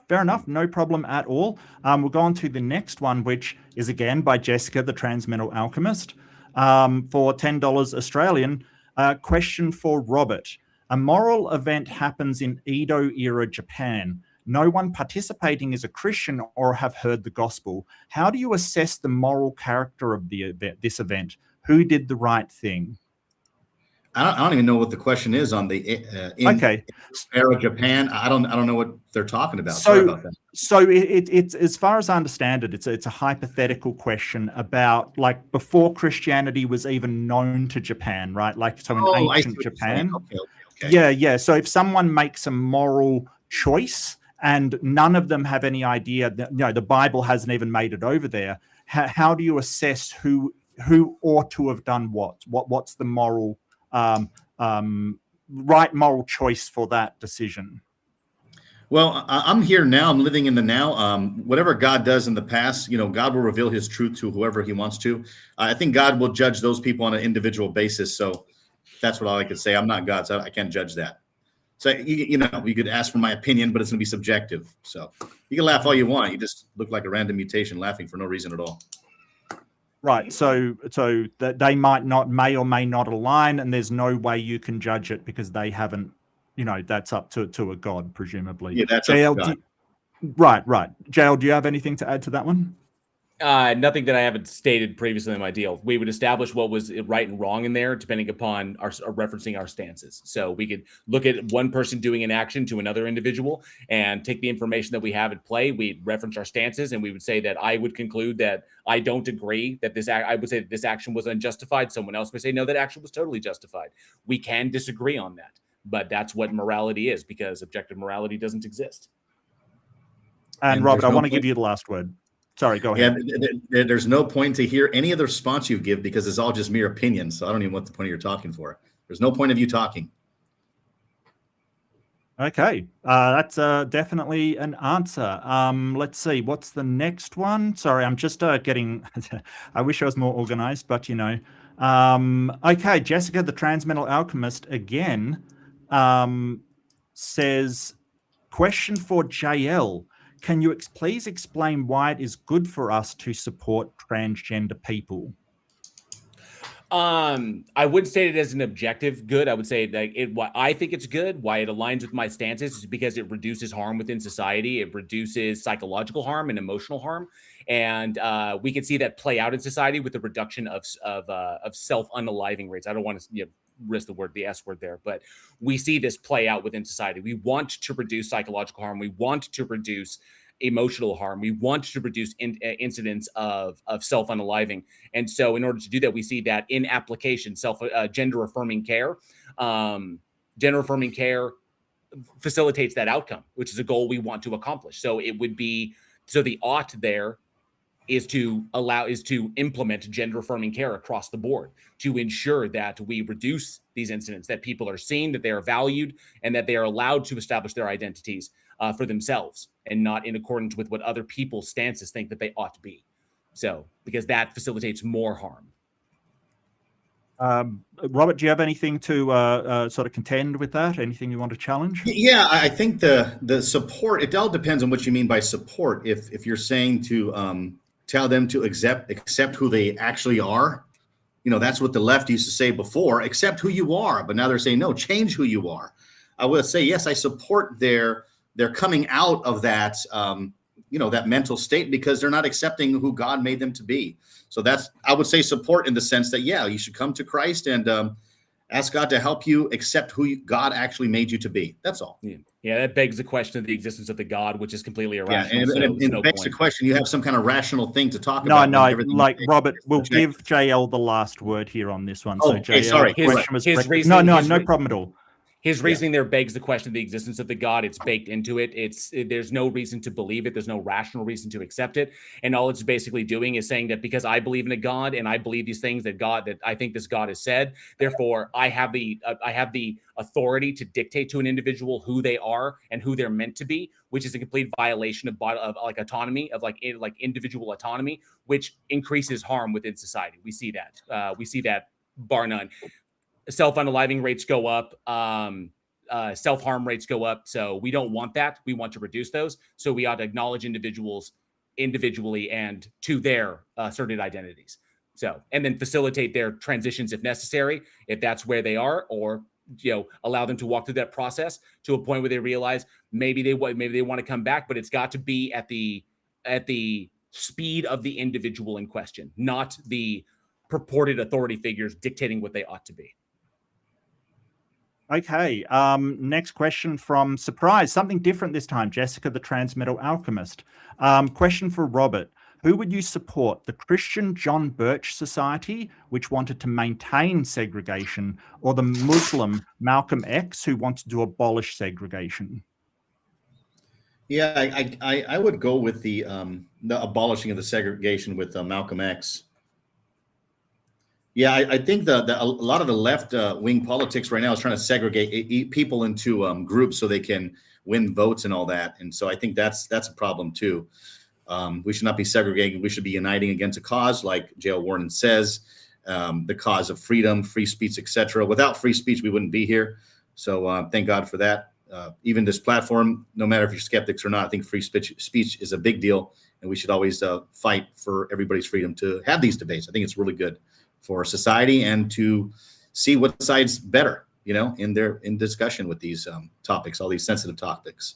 But yeah, I would definitely side with Malcolm X on the segregation. Okay. JL, you can add something if you want. Just weird that he would thank God for something that was entirely secular in nature. Is just as weird because the Bible does not advocate for free speech. So, okay, and last word for you. Okay. Did you have anything to add, Robert? Oh yeah. Well, when you say this is a Christian society. If you were in a Muslim society, you wouldn't have any free speech. So it's interesting how the majority of Christians are here. The atheists ran out all the Christians from Europe, and now you got Muslims taking over. They filled a vacuum, and now that's being destroyed.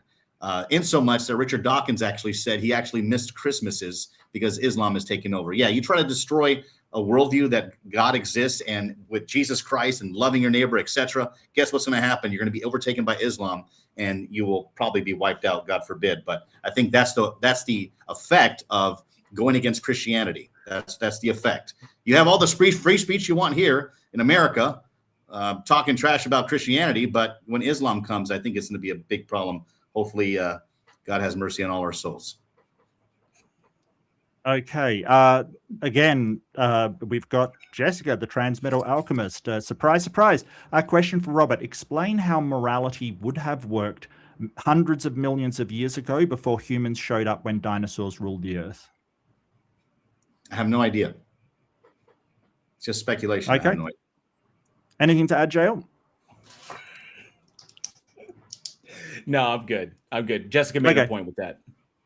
Okay. And you've got nothing to add, Robert, I presume. Just jump in if you do. Let's see. And the last one, I believe, from Jessica, the transmitter. Look, Jessica, I don't want you to impoverish yourself, but thank you so much. You have been absolutely a hero in this. So thank you so much. Big W's. Yeah, I was worried about whether we would have enough questions, whether we keep it going, and the Caped Crusader just soars in and rescues me. Thank you so much, Jess. I really appreciate it. Question for JL. Can you please explain to us why it is good to oppose racism and stand for racial equality? So I would say that, okay, why it is good would depend largely upon the goal that we have in mind. So I would say that if our goal is to have an equitable society, that all individuals share the same legal rights, representations, and protections by the law, and our goal is to facilitate happiness, health, happiness, and well-being, then we see the application of institutionalized racism, and we see the application of that leads to more harm because it leads to a second class area of citizenry, which don't have the access to the same things that the other class does. So it creates an unnecessary distinction that doesn't need to be there. It reduces efficacy within the society itself. It reduces overall health, and ultimately leads to more harm and destabilizes the society in itself as a result of that harm. So if our goal is to have a stable society that supports the health and happiness and well-being of individuals, recognizing that everyone is deserving of that under kind of like the banner of humanism, then we ought oppose racism and racial segregation and advocating for racism being a second class. We ought oppose that for the betterment of the totality of society. And as empathetic organisms, we have the capacity to do so. Okay. Robert, did you want to add anything, challenge anything? Yeah, I would just say that everything he said is all made up from his worldview. I would say the only reason why we can be empathetic for equality and racial in the racism and so on, standing for racial equality, is because all people are made in God's image. That's why, not because some random evolution has happened, that you're made for no purpose at all by random mutations. And there's no reason why you're here in the first place. Why do you think so many people unalive themselves? It's because they have stupid ideologies like this guy here. JL, you get the final word. You got anything to add? No, he's demonstrated his ignorance more than enough. I don't need to double up on it. Okay. Actually, one more came in. I do apologize, from Surprise, Jessica, the transmittal alchemist. Question for JL. Can you explain to us why we should resist and oppose Christian totalitarianism and violence such as the KKK? Yes, that also again goes to the goal that we have in mind. So the fundamental underlying goal of, if we're let's talk about this society that we live in here in the United States. The fundamental underlying goal was a secular nation, one that was not informed by or nor dictated by any particular religion, but allowed for the free expression of religion and the free rejection of religion. So the free exercise and establishment clauses in the First Amendment. And this is just, if you go to the Federalist Papers, you go to the certain documents like, like Tripoli and like this, then we understand these things to be elemental or fundamental to the establishment of the United States. If the goal is to have an equitable society that allows for free expression and allows for people to engage in the belief systems that they, or I say in the rituals, the belief system back to rituals that they want to respect those beliefs, then we ought oppose Christian totalitarianism, Christian nationalism, Christian violence, such as the KKK, such as the administration that is currently in power. Things like Project 2025, we need to oppose those and oppose them vehemently because they are completely antithetical to the grounding nature, or I say the grounding principles of this country. The idea was to get away from England. The idea was to get away from a government that was hopelessly intertwined with the Church of England, that one religion, that Protestants could not live safely under the banner of a Catholic king. And so instead of having a country where a religion dictates what you can and cannot believe or what is appropriate or not appropriate to believe, we can acknowledge that all beliefs can coexist within a secular nation that is not informed specifically by any one specific religion, and that we needed to protect our government from that, from becoming a theocratic totalitarianism or theocratic authoritarianism. Either way, to secure democracy and equal representation, we need to do that if it is our goal to secure equal representation under the law. So we should resist those things to accomplish that goal. Robert, the mic's yours. Okay.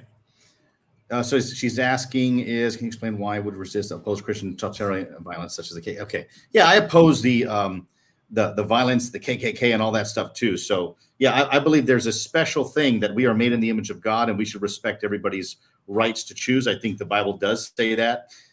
So, everything he said is correct, but I just feel like he's really on the left side of things. And I think the left side likes to censor people, and that's what I'm against. So, I disagree with him on that. Okay, JL, you get the final word. Anything you want to add or challenge? Yeah, it has nothing to do with my political leanings. He doesn't know that what side of the politics I lean on or what I stand on. Yes, I do actually. Yes, he's making the assumption. Robert. We just have to let him get the last word. Sorry. Yes, sir. Yes, sir. Sorry about that. To clarify for him, because he's making these assumptions. Politically wise, I lean left of center, but I really am more of a centrist when it comes to many things.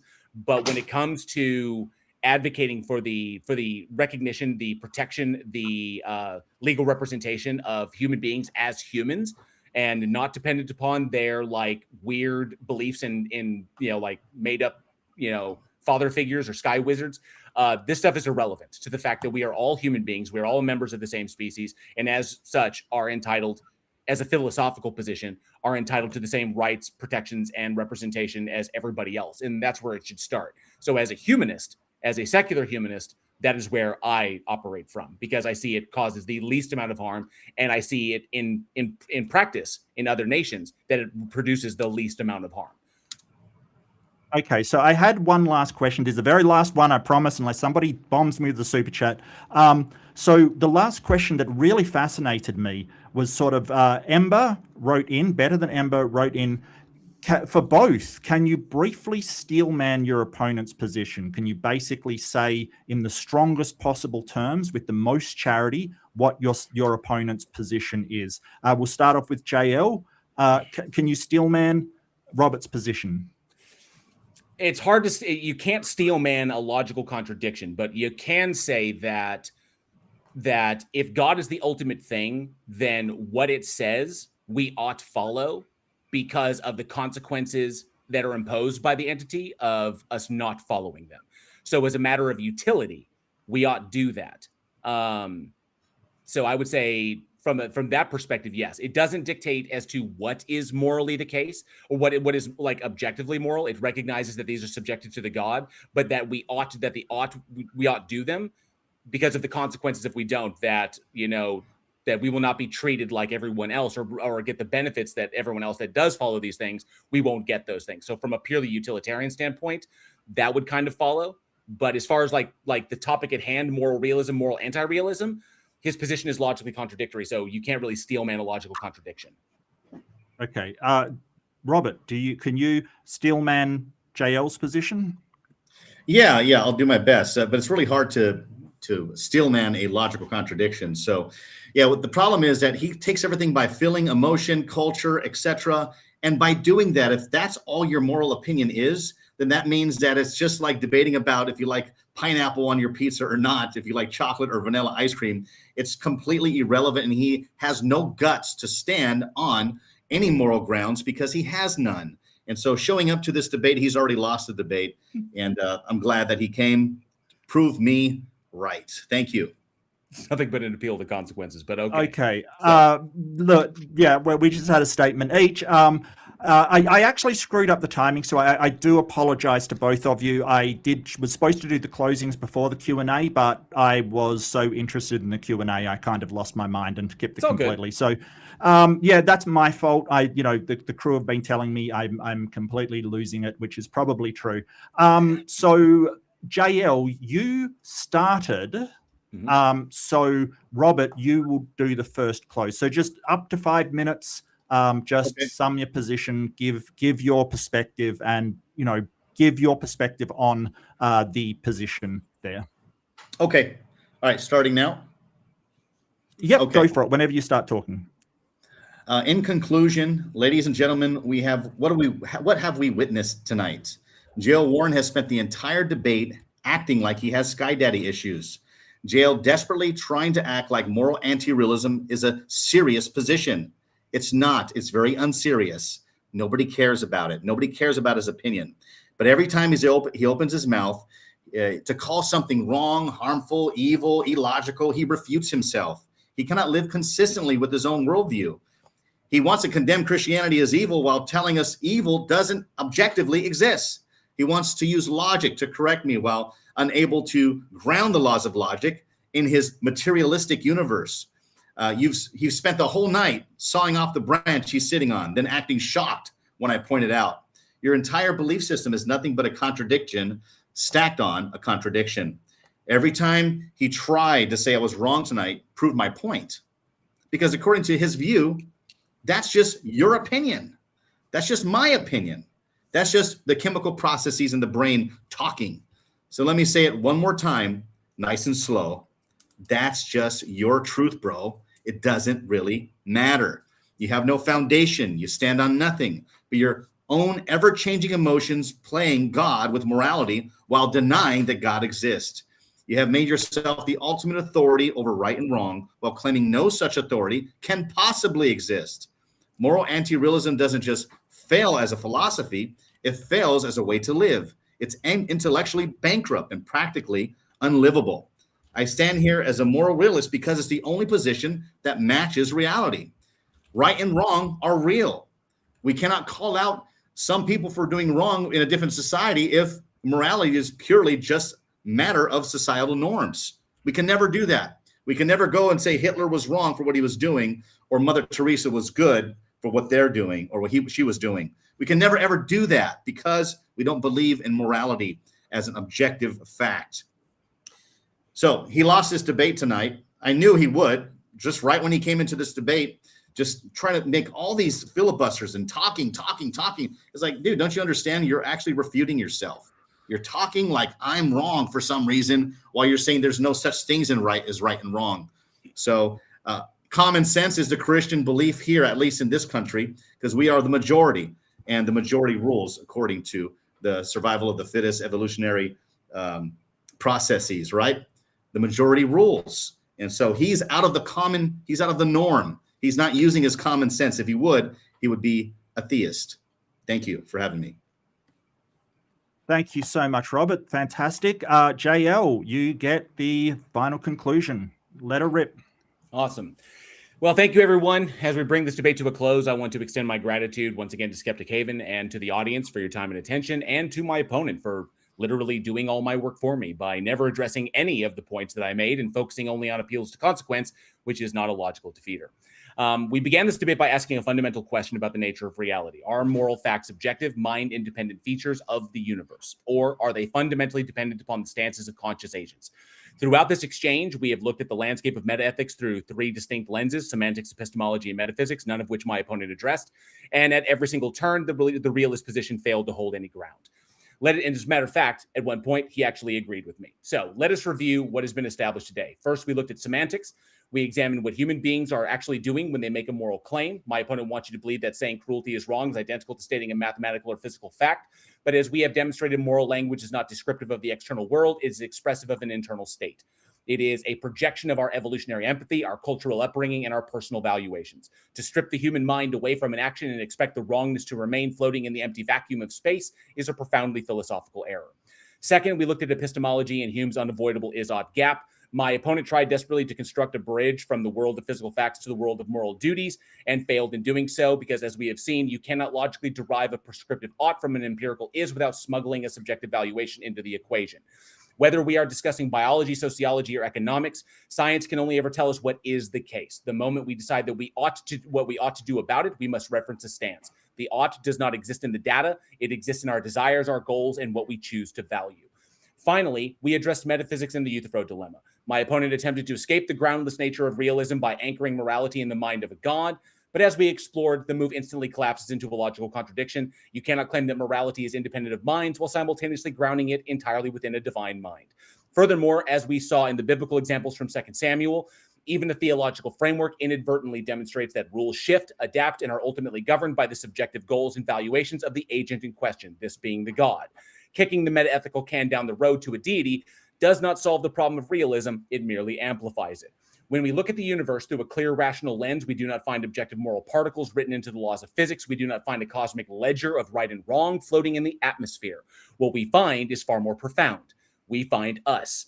Moral anti-realism is not a surrender to chaos or nihilism. It is a recognition of reality. It is the acknowledgement that we, as conscious empathetic beings, are the authors of our own values. We do not need a cosmic parent or a mind-independent blueprint to tell us that suffering is bad or that kindness matters. We care about those things because of who we are, how we evolved, and the societies that we choose to build together. When you look closely at moral realism, the illusion fades, and you are left with human minds making human choices. Stances are the inescapable reference points for all morality. For these reasons, the only logically consistent, ontologically honest position to hold is moral anti-realism. Thank you. Thank you so much, JL. Fantastic. And that is it for you guys. I got to wrap up the show, but you can hang around if you want or take off. Listen, I really want to say thank you so much for giving us your time and your perspective. It really means a lot. I hope you had a fun time, and it was a really good discussion from both of you. Especially Robert, I know it's hard to go into, the lion's den, as it were, where everybody has a different worldview, but I really want to thank you for making the time to present your opinions and your perspective. It really was a fantastic debate. And JL, thank you so much for your time. It really was fascinating. I had a blast. So I really appreciate it, guys. Absolutely fantastic. Thank you, Mark, for having me. Thank you, JL, for getting me on this channel so we could discuss some good stuff. Maybe we'll have a rematch in a year or so. We'll talk about another subject, whatever you're ready. But thank you guys for the keep in touch, Robert. We can set something up, and if you want to debate other people, we can set that up. And I think that we're trying to get this channel started. So if you do know any people that would like to have structured debate that really explores ideas, that's what we're looking to do. So a pleasure to meet you, Robert. It really was. It was really good. Thank you, JL. Thank you. So I'd just like to give a thank you to all the channel members who, honestly, without them, Skeptic Haven and the Thought Experiment could not keep me in fancy shirts. So thank you so much for your generosity, your support, your amazing dedication to growing this channel, growing the community, and welcoming people in, and probably keeping me sane as well. I can probably throw in there. The other thing that I did want to do is thank the crew. All of the crew in the back who are amazing and kept me together through this whole thing. I am new to this as well, so I definitely wasn't the perfect host, but they maybe covered that up. So thank you so much to the crew. They do an amazing job. Thanks to all the moderators out there in the chat who are, just making sure everyone is discussing things in a good way, and not just vilifying people. We are looking for volunteers as well while we do grow our community. If you want to make a difference and you want to be part of that community, do go and check with skeptichaven at gmail.com and say that you're looking for a volunteer work. It is really rewarding, really fulfilling, and it's a really fantastic tight-knit family community. Next Sunday, we have Let's Talk with a couple of my favorite people, and I got to plug this because they are my favorite people. 7 p.m. Central Time, we've got Ember and Lil. They are fantastic. They're awesome. I am biased because I do like them, but hey, I'm gonna give them a plug. And once again, thank you to everybody here. You have been amazing. I love the passion and the conversations that are starting up over the different things that both interlocutors have brought up. It's really good to see. Let's keep it civil. Let's keep it polite. Be kind to yourself. Be kind to each other. And hopefully I will see you soon.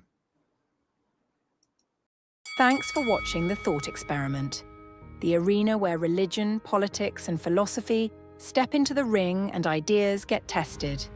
Here, we don't dodge the hard questions. We confront them.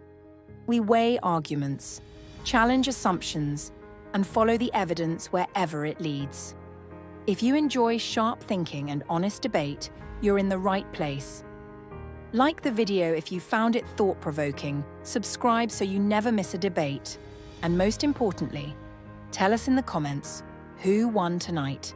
We read them, we feature them, and sometimes they shape the next episode. Until next time, keep thinking, and we'll see you in the next Thought Experiment.